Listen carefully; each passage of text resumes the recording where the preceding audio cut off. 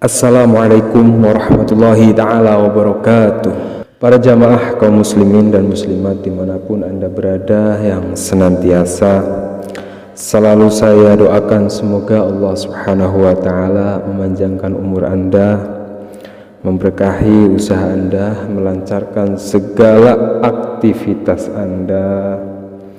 Yang punya masalah Allah berikan solusi, yang punya hutang Allah berikan keajaiban sehingga bisa melunasi hutang-hutangnya. Amin ya rabbal alamin.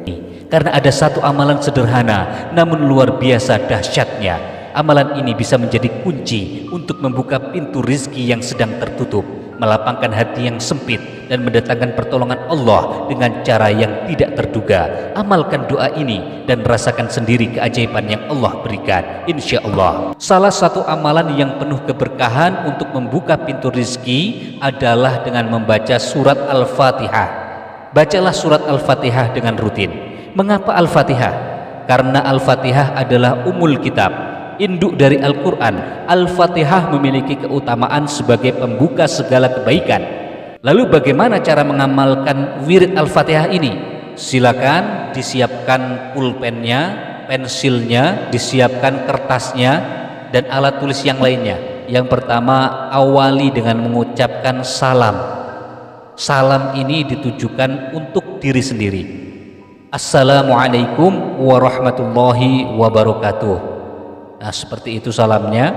Jadi ucapkan assalamualaikum dengan menghadap ke cermin, ya, lihat ke cermin, ucapkan salam kepada diri sendiri.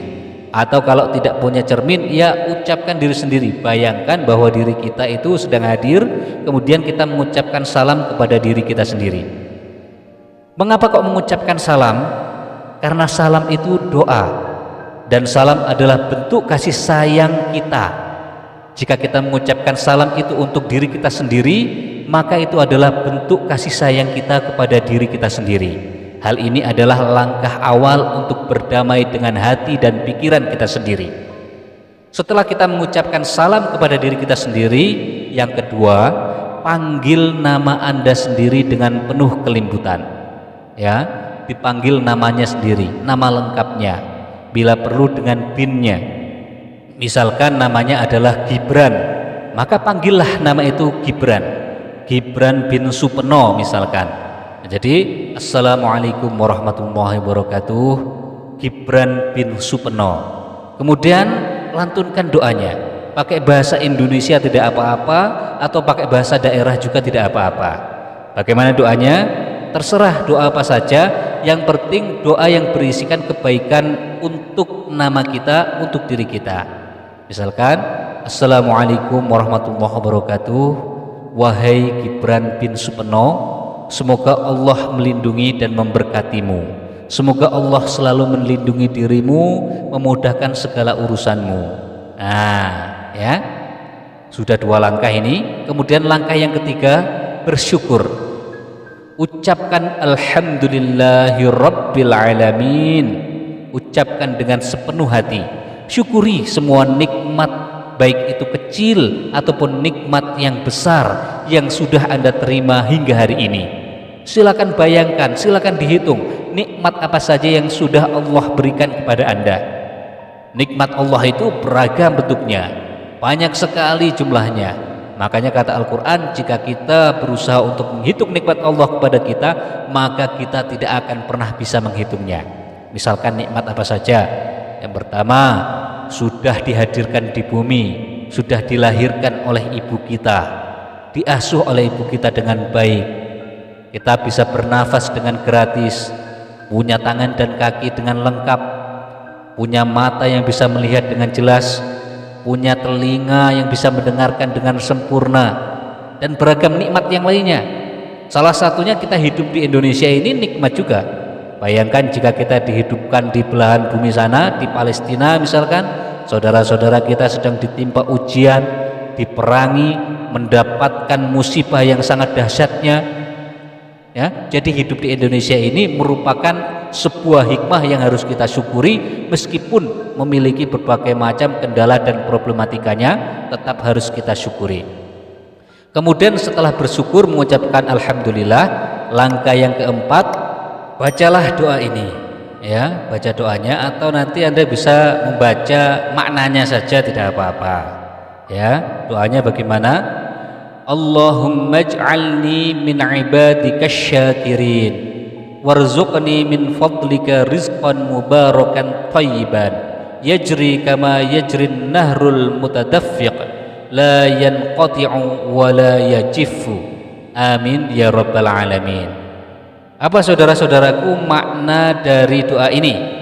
Ya Allah, jadikanlah aku hambamu yang senantiasa bersyukur dan menjadi penjemput rizkimu yang berkah. Limpahkan rizki yang mengalir deras seperti sungai yang tidak pernah kering. Amin amin ya rabbal alamin. Setelah itu langkah yang kelima, bacalah surat Al-Fatihah sebanyak 7 kali dengan penuh kehusukan. Ya, bayangkan setiap ayatnya yang dibaca menembus langit, mengetuk pintu rahmat dari Allah Subhanahu wa taala. Ya, kemudian langkah yang keenam, lanjutkan dengan membaca istighfar sebanyak 100 kali. Astaghfirullahaladzim, astaghfirullahaladzim. Renungi, karena kita itu makhluk yang banyak dosanya.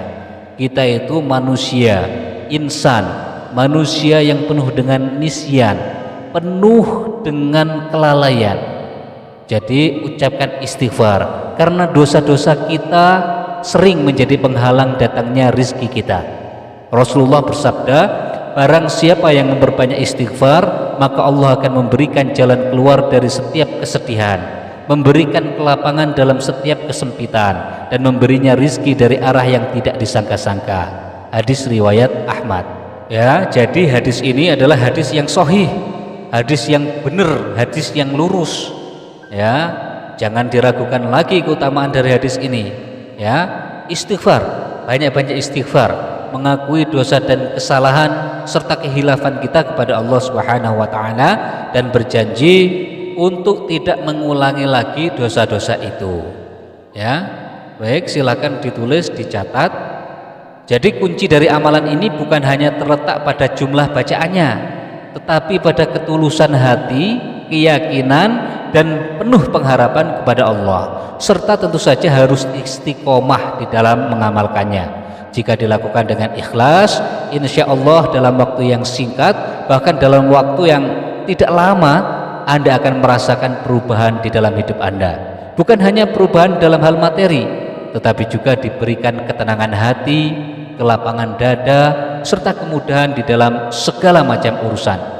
Ingatlah saudara-saudaraku, rizki bukan hanya berupa uang, kesehatan yang baik, keluarga yang harmonis, sahabat-sahabat yang mendukung, memiliki hati yang tenang, kemudian hidup penuh keberkahan. Semua itu adalah rizki yang tidak ternilai. Ya, semoga amalan ini menjadi wasilah untuk membuka pintu rizki kita semua. Jangan pernah lelah untuk berdoa dan berusaha, karena Allah tidak akan menyia-nyiakan usaha hambanya yang bersungguh-sungguh. Wabillahi taufiq wal hidayah. Wassalamualaikum warahmatullahi wabarakatuh.